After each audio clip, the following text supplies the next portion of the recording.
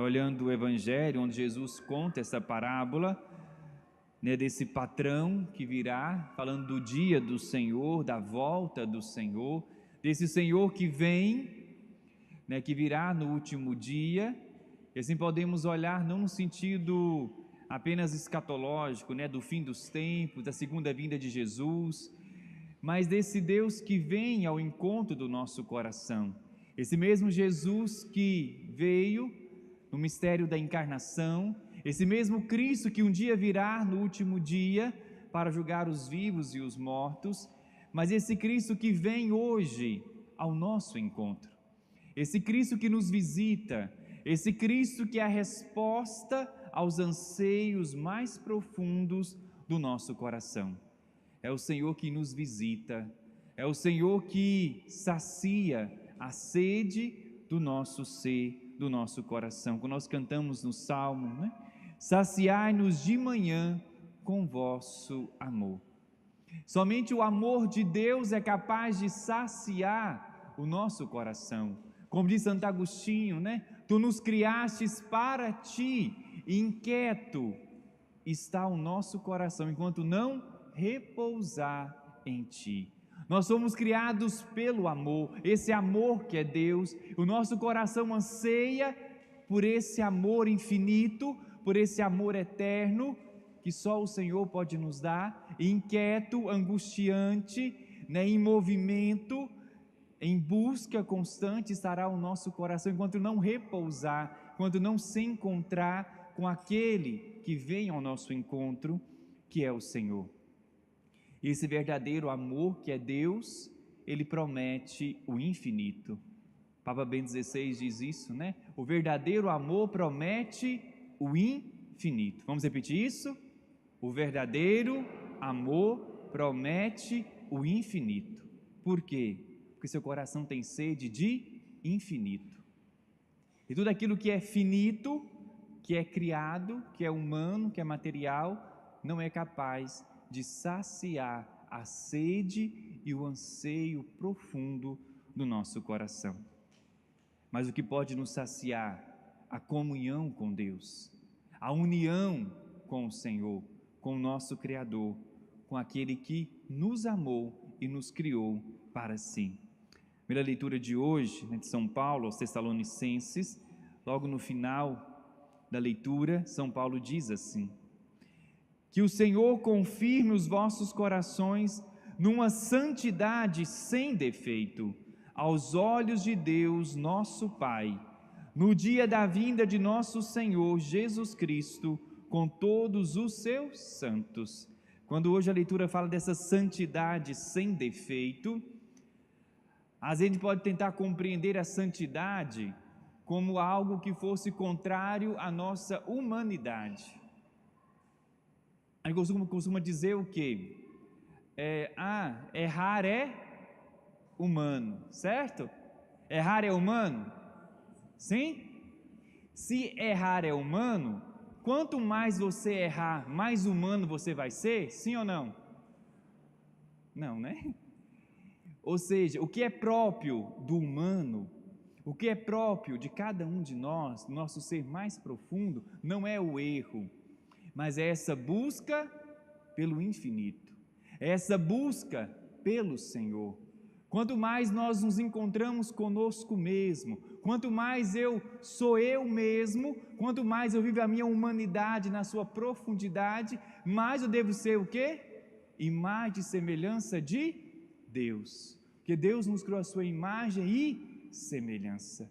Então, quanto mais eu me humanizo, mais eu busco aquilo que é eterno, que o que é especificamente humano, que nos diferencia dos animais, é a dimensão espiritual, não é a dimensão carnal, não são as coisas materiais, mas é a dimensão espiritual, é a dimensão transcendente, é encontrar e perceber que as coisas deste mundo não é capaz de saciar a sede do nosso coração, mas somente o amor de Deus, somente o Senhor.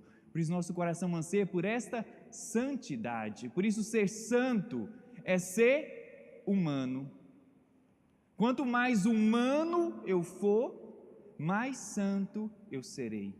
Quanto mais eu for eu mesmo, mais íntimo de Deus eu serei, mais parecido com o Senhor também eu serei, mais cristão eu serei, mais filho de Deus eu serei, porque quando Deus nos criou a sua imagem e semelhança, a imagem e semelhança daquele que é o Filho por excelência, que é Jesus. Por isso, ser santo não é ir contra a nossa natureza humana, muito pelo contrário, ser santo é desejar mais aquilo que é propriamente humano. A gente pode entender que para buscar a santidade, como diz a palavra hoje, a santidade total, né? Como é que São Paulo diz? Uma santidade sem defeito, uma santidade perfeita. Eu preciso não reprimir os meus desejos, não ir contra aquilo que é mais humano em mim, muito pelo contrário, eu preciso o quê? Querer mais, desejar mais. Que nos ensina em São João Paulo II, né, quando vai dizer que o segredo para viver a santidade, essa santidade perfeita, sem defeito, está em quê? E não reprimir os nossos desejos, e não reprimir a nossa humanidade, muito pelo contrário, estar em querer mais, desejar mais, buscar mais, ter mais sede. Esse é o caminho que Santo Agostinho traz para nós, né? O caminho de encontrar Deus no mais profundo do nosso ser, como aquele que sacia o nosso desejo de felicidade. Quem quer ser feliz, levanta a mão. Todos nós queremos ser felizes, não é verdade? E a felicidade está onde? Está no amor de Deus, está em Deus. O que é o pecado? Errar o alvo. Todos nós queremos ser felizes, certo? O que é o pecado? Eu quero ser feliz, eu miro na felicidade, mas eu erro o alvo.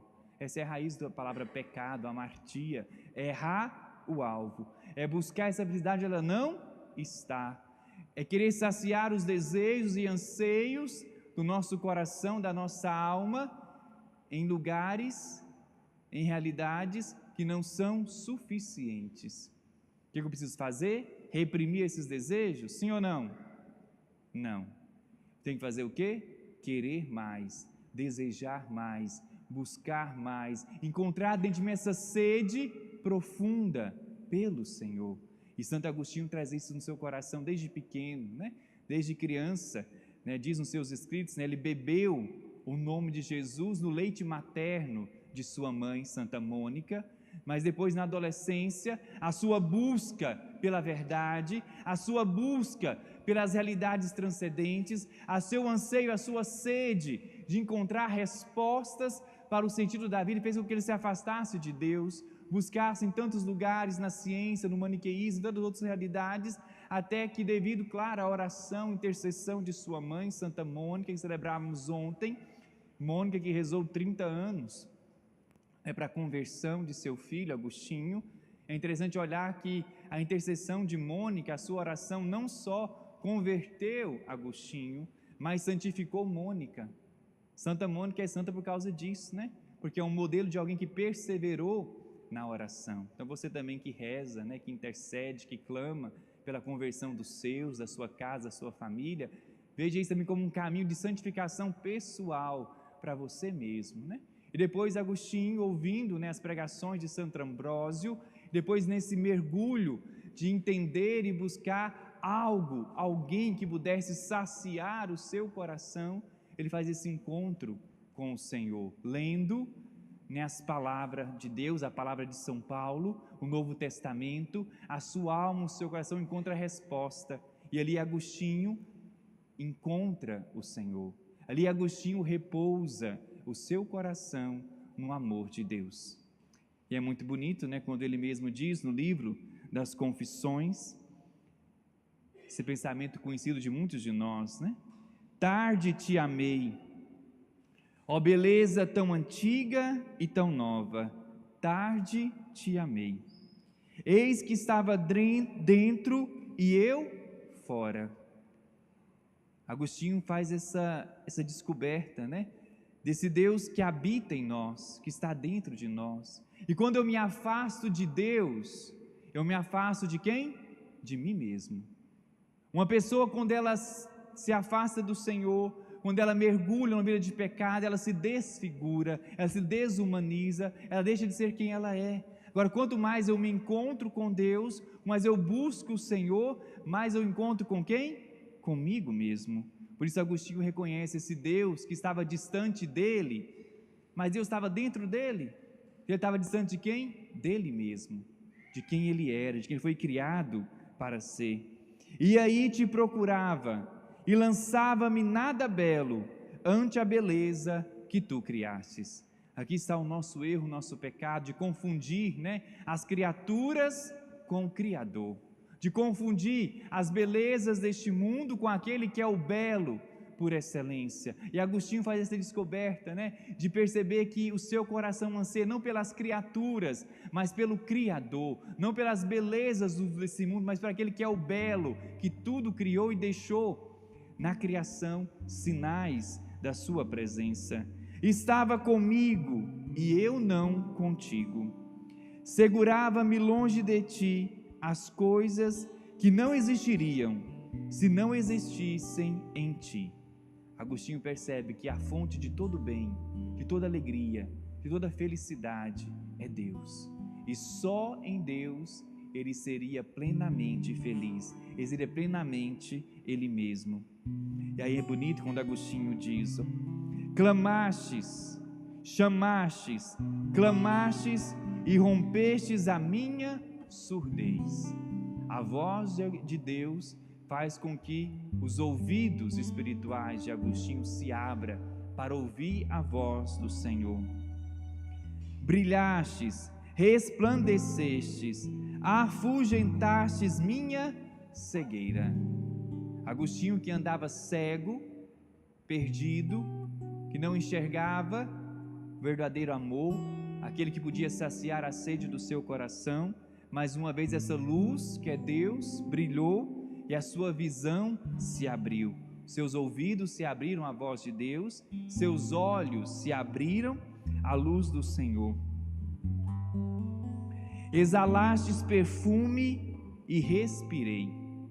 Agora anelo por ti.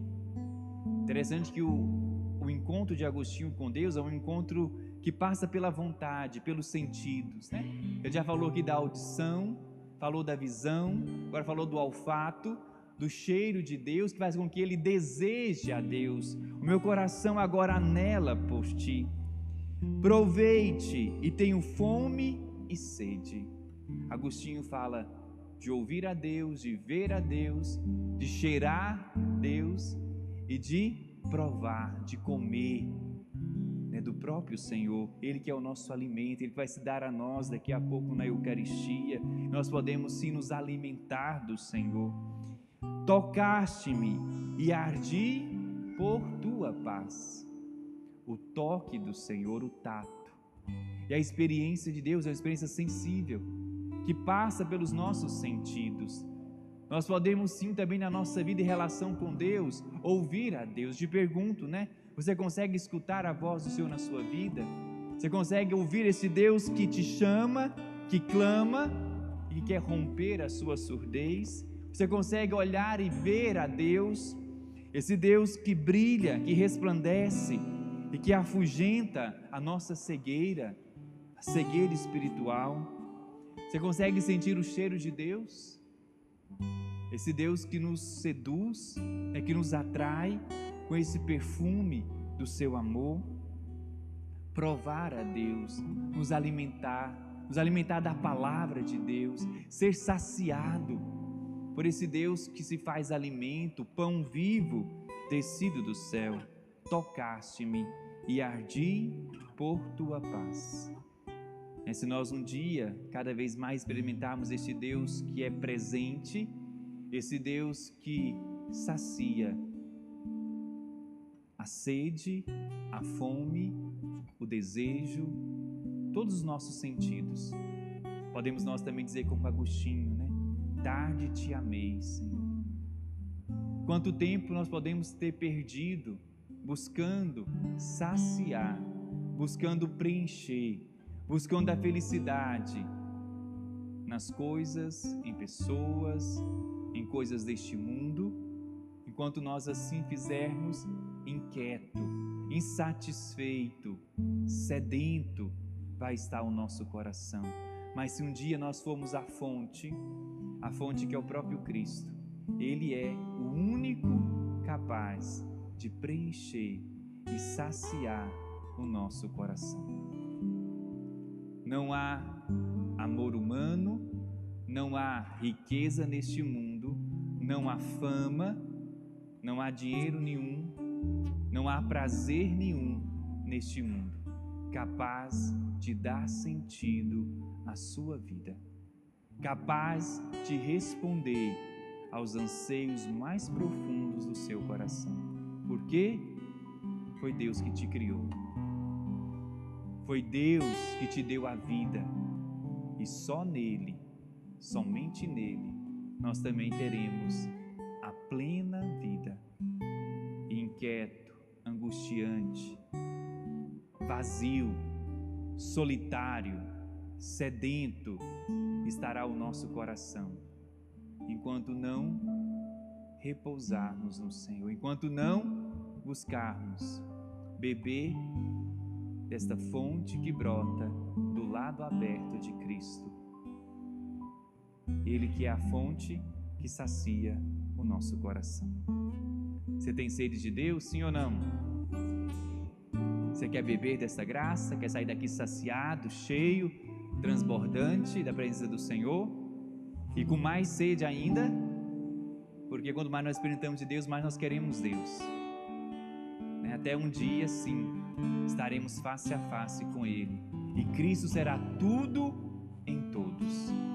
Mas enquanto esse dia não chega, nós vamos buscando saciar, nos preencher da presença, do amor, do toque, da luz, da voz, desse Deus que é alimento